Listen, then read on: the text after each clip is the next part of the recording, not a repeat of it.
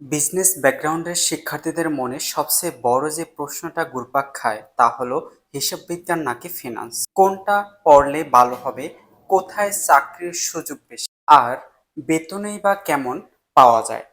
আপনি যদি এই দুই সাবজেক্টের যে কোনো একটিতে নিজের ক্যারিয়ার তৈরি করতে চান, তবে আজকের এই ভিডিওটি আপনার জন্য। সাধারণ পরিস্থিতি ও মূল কাজ কি?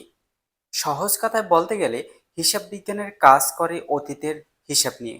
একটি প্রতিষ্ঠানের কোথায় কত টাকা খরচ হলো, কোথায় কত আয় হলো, প্রতিদিনের এই আর্থিক লেনদেনগুলো লিপিবদ্ধ করা, ডেটা এন্ট্রি দেওয়া এবং বছর শেষে ব্যালেন্স শিট বা লাভ ক্ষতির হিসাব তৈরি করাই হলো হিসাব বিজ্ঞানের প্রধান কাজ।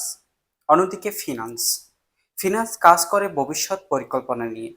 হিসাব বিজ্ঞানীদের তৈরি করা অতীতের সেই আর্থিক ডেটা বিশ্লেষণ করে প্রতিষ্ঠানের টাকা ভবিষ্যতে কোথায় বিনিয়োগ করলে সবচেয়ে বেশি লাভ হবে, ঝুঁকি কিভাবে কমানো যাবে এবং কিভাবে ফান্ড সংগ্রহ করা হবে তা নির্ধারণ করাই হলো ফিনান্সের কাজ।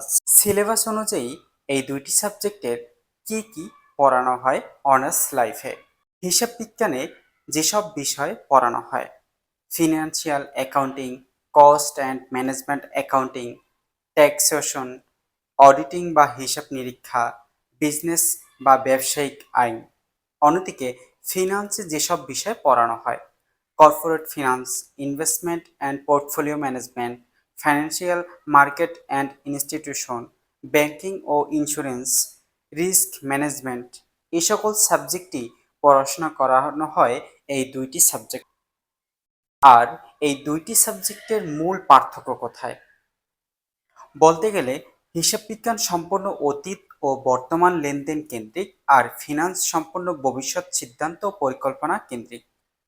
তবে হিসাব বিজ্ঞান মূলত নিয়মভিত্তিক এবং নির্ভুল হিসাব রাখার কাজ, আর ফিনান্স হলো বিশ্লেষণধর্মী ও কৌশলগত সিদ্ধান্ত নেওয়ার কাজ। তবে আরও বলতে গেলে হিসাব বিজ্ঞানে ভালো করতে হলে আপনার ধৈর্য, নির্ভুলতা ও গাণিতিক হিসাব নিকাশে দক্ষ হতে হতে হবে। আর ফিনান্সে ভালো করতে হলে বাজার বিশ্লেষণ, সিদ্ধান্ত নেওয়ার ক্ষমতা ও ঝুঁকি মূল্যায়নের দক্ষতা লাগবে।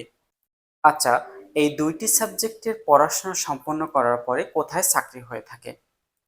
যে সকল শিক্ষার্থী হিসাব বিজ্ঞানে গ্রাজুয়েট কমপ্লিট করার পরে তারা কিভাবে চাকরি পেয়ে থাকে, অর্থাৎ তাদেরকে সিএ, ফিস্ক, অডিট ফার্ম, সরকারি বেসরকারি ব্যাংক, যে কোনো কর্পোরেট প্রতিষ্ঠানে অ্যাকাউন্টস বিভাগ, ট্যাক্স কনসালটেশন এনজিও এবং ফিনান্সিয়ালিং, বুককিপিং ও দূরবর্তী অডিটিংয়ের কাজ তারা পেয়ে থাকে।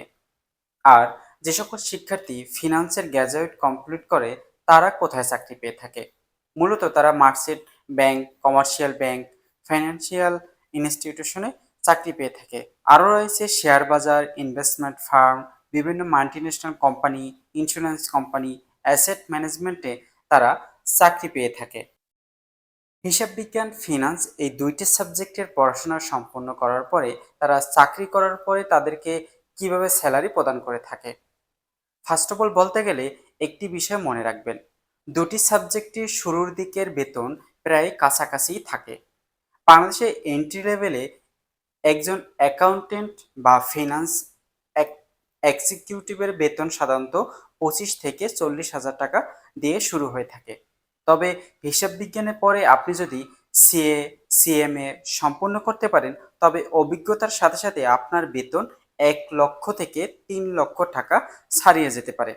আর যে সকল শিক্ষার্থী ফিনান্সে পরে যদি সিএফএ অর্থাৎ চার্টার্ড ফিনান্সিয়াল অ্যানালিস্ট সম্পন্ন করতে পারেন, তবে দেশীয়, মাল্টিন্যাশনাল এবং বিদেশীয় ব্যাংকিং খাতে আপনার বেতন ও সুযোগ সুবিধা হবে অবিশ্বাস্য রকমের বেশি। তাহলে শেষ কথা হলো, আপনার জন্য কোনটি ভালো?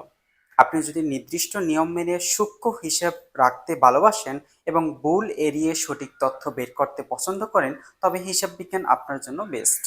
আর আপনি যদি ভবিষ্যৎ চিন্তা করতে ভালোবাসেন, শেয়ার বাজার, ইনভেস্টমেন্ট এবং ঝুঁকি বিশ্লেষণ করা আপনার পছন্দ হয়, তবে ফিনান্স হবে আপনার জন্য সঠিক পছন্দ।